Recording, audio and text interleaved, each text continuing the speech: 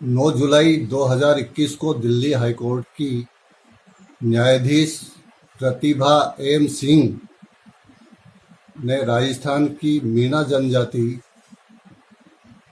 की महिला अलका मीणा वर्सेस सत्यप्रकाश मीणा के तलाक के केस की सुनवाई करते हुए कहा कि देश में यूनिफॉर्म सिविल कोड यानी समान नागरिक संहिता लागू होना चाहिए। युवाओं को अलग अलग पर्सनल लॉ होने से उपजे विवादों के कारण शादी तलाक के मामले में संघर्ष का सामना करना पड़ता है। भारतीय समाज में धर्म, जाति, विवाह आदि की पारंपरिक बेड़ियां टूट रही है। ऐसे में समान नागरिक संहिता लागू करने की आवश्यकता है और यह सही समय है। कोर्ट ने केंद्र सरकार को जरूरी कदम उठाने के लिए निर्देश भी दिए हैं। नागरिक संहिता का कानून बनाकर आदिवासियों को जबरन हिंदू बनाने का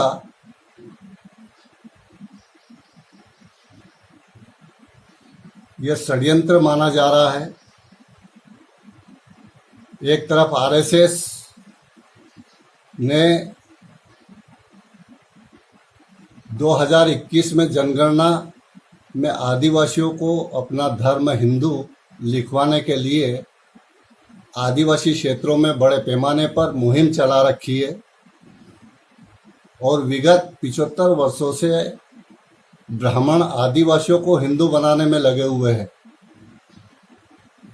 और कोर्ट में बैठे हुए जज भी आदिवासियों की पहचान और कस्टमरी लॉ खत्म करने की सिफारिश कर रहे हैं।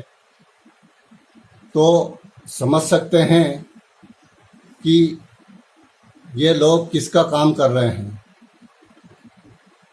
यूनिफॉर्म सिविल कोड यानी समान नागरिक संहिता लागू होने से देश में जो अलग अलग धार्मिक एवं सामाजिक समूह हैं और उनके अलग अलग कस्टमरी लॉ एवं पर्सनल लॉ है, उनको खत्म करके मनुस्मृति के काले कानून सब पर थोपने का षड्यंत्र है। बाबा साहब अम्बेडकर ने संविधान के आर्टिकल 44 में uniform civil code for citizen में यह लिखा है कि the state shall endeavored to secure for the citizen uniform civil code throughout the territory of India। बाबा साहब अम्बेडकर का कॉमन सिविल कोड के संदर्भ में मत था कि देश के सभी नागरिक समान हैं, उन सभी नागरिकों को समान अधिकार मिलना चाहिए। किसी व्यक्ति के साथ डिस्क्रिमिनेशन नहीं होना चाहिए और वर्तमान में जिस तरह से यूनिफॉर्म सिविल कोड लागू करने के लिए प्रयास किए जा रहे हैं या आदिवासियों के ऊपर या अन्य सामाजिक समूह सिख, ईसाई, मुस्लिम इन पर थोपने का जो षड्यंत्र किया जा रहा है, उसका प्रभाव आदिवासियों पर क्या पड़ेगा मैं आप लोगों को बताना चाहता हूँ। साथियों, आदिवासियों का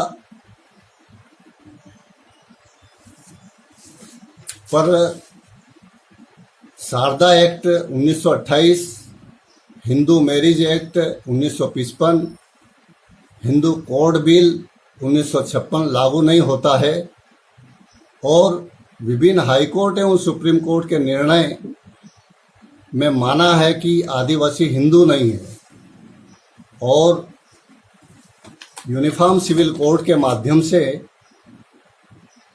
लागू होता है, तो आदिवासियों पे जो इसके प्रभाव पड़ेंगे वे मैं आपको बताना चाहता हूं। संविधान के आर्टिकल 342 के तहत आदिवासियों को एक अलग पहचान मिली हुई है, शेड्यूल ट्राइब, वह खत्म हो जाएगी। आदिवासियों का अलग कस्टमरी लॉ खत्म हो जाएगा।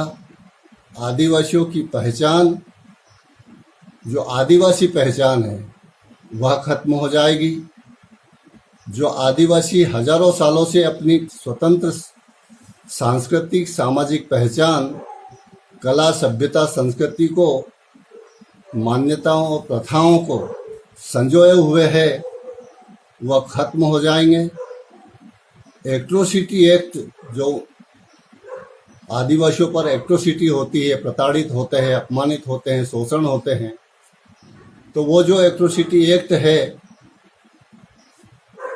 उनको प्रिवेंशन, उनको शेकोर करने के लिए बना है, वो एट्रोसिटी एक्ट खत्म हो जाएगा। आर्टिकल 275 के तहत आदिवासियों को स्पेशल बजट का प्रावधान है, वो भी खत्म हो जाएगा। आर्टिकल 244 के तहत 5वीं अनुसूची यानी स्वायत्त शासन के अधिकार, 6ठी अनुसूची यानी मालकियत के अधिकार, ये खत्म हो जाएंगे। यानी आदिवासियों के ऊपर, मतलब कह सकते हैं एक शब्द में कि सब कुछ खत्म हो जाएगा। उनकी पहचान, उनकी कला, उनकी सभ्यता, उनकी संस्कृति, उनका कस्टमरी लॉ, उनके तमाम प्रकार के संवैधानिक अधिकार, चाहे वो शिक्षा के हो, नौकरी के हो, पदोन्नति को है, राजनीति के हो, या विशेषाधिकार 5वीं, 6ठी और 6ठी अनुसूची के हो। साथ साथ सभी अन्य जो हिंदुओं से अलग है, मुस्लिम के पर्सनल लॉ है, ईसाइयों के पर्सनल लॉ है, सबके अपनी परंपराएं, तो उनको सभी को एक साथ करके मनुस्मृति के कानून थोपना, ये बहुत बड़ा षड्यंत्र है। इसको समझने की जरूरत है। बस जागरूक हो, सजग हो और अपने हक अधिकारों, अपने विरोध में चल रहे षड्यंत्रों के बारे में अवेयर हो और समाज को अवेयर करें।